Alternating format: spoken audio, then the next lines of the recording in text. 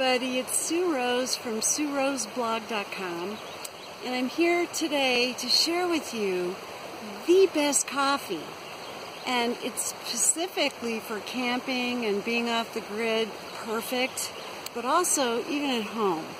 Now I gotta credit this process to my dear friends of decades, Mademoiselle du Monde and her partner Mellow Traveler. Now Mademoiselle gave me a gift for my launch on this trip of the equipment needed for this. The first part is a cocktail shaker, and the second part is a special tea filter. It comes with a lid on it. Looks like she bought it at a place called SueRoseBlog, probably in Boulder County somewhere. Not sure, it might be available on Amazon. Okay.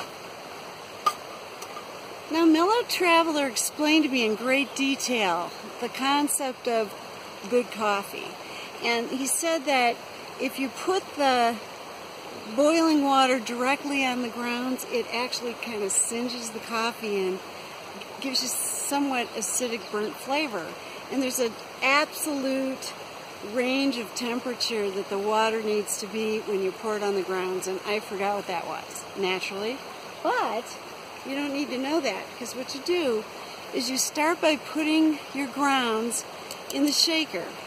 I use three rounded measuring tablespoons, and that makes a really nice rich cup or glass of coffee.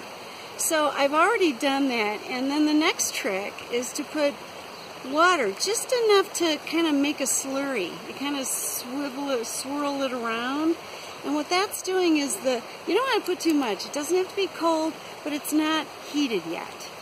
And the grounds kind of soak some of that water up, and they're protected, so that when you pour the boiling water in, they're not going to singe. So that's number one, and I already soaked that while I was boiling the water. Now I'm taking my hot water, and I'm pouring it right in there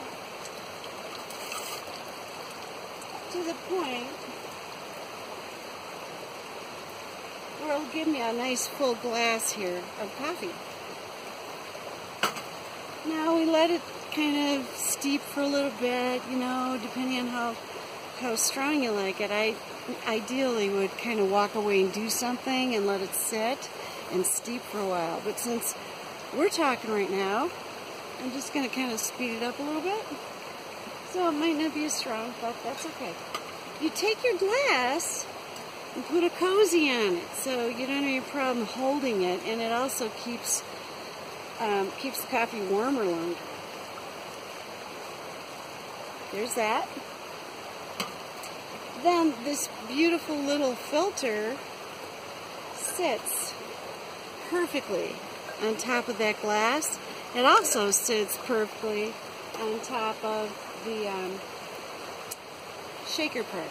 But we're going to put it, normally the next step is to put it in the glass and filter it through, and you've got your coffee. But I added one more step, and it's up to you if you want to do this, okay? It's a supplement thing. I add a half a teaspoon of, can you read that? I get it from Jing Herbs via Amazon, but it's Yixing reishi mushroom extract powder with cracked cell reishi spores. Now, the reishi mushroom is the emperor of mushrooms, and emperors through the millennia have eaten reishi mushrooms for their longevity traits. It's really good for your circulatory system and a lot of other things. So I really love it, and it tastes like coffee, and so it's a great way to take them because you've got the same kind of a flavor.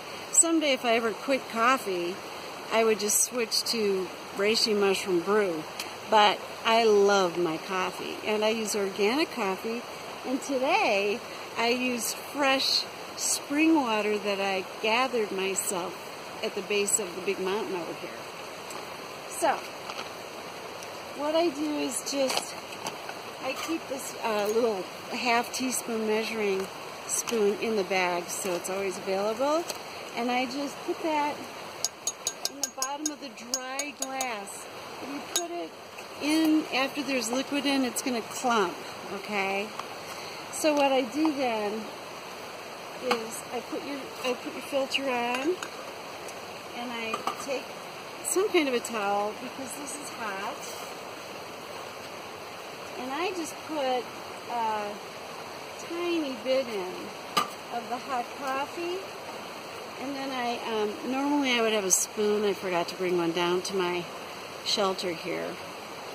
But I would mix this up really good. I'm going to use my finger right now. Sorry. But I'm the one drinking it, so. Just to get those mushrooms all mixed in, because they tend to get clumpy if you're not careful. Okay. Now, filter, can you see what I'm doing? Back on. And I'm just going to pour the brewed coffee right through the filter to the almost the top of the glass. And then when I pull it out, it's so convenient because I can set it right on the edge of the shaker. And I have the smoothest, butteriest cup of coffee. It's just fantastic. I used to put heavy cream in there, and I found that I actually like it black better because it's just so good. Now my next step is to sit out looking at my stream here, and I spent about 20 minutes just waking up with my coffee.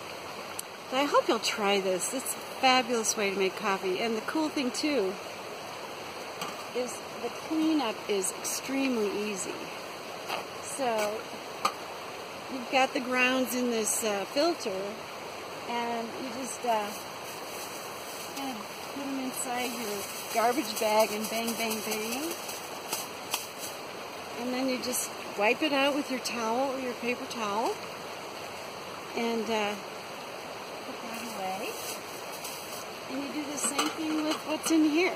In fact, I'll have a little more space in my cup after I've drunk it, and I'll pour the rest of the liquid off and drink that. And then I just bang this against the side of a trunk of a tree with the bag under it and wipe it out, and I'm done. It's fabulous. That's all for now. I'm going to go drink my coffee. See you next time.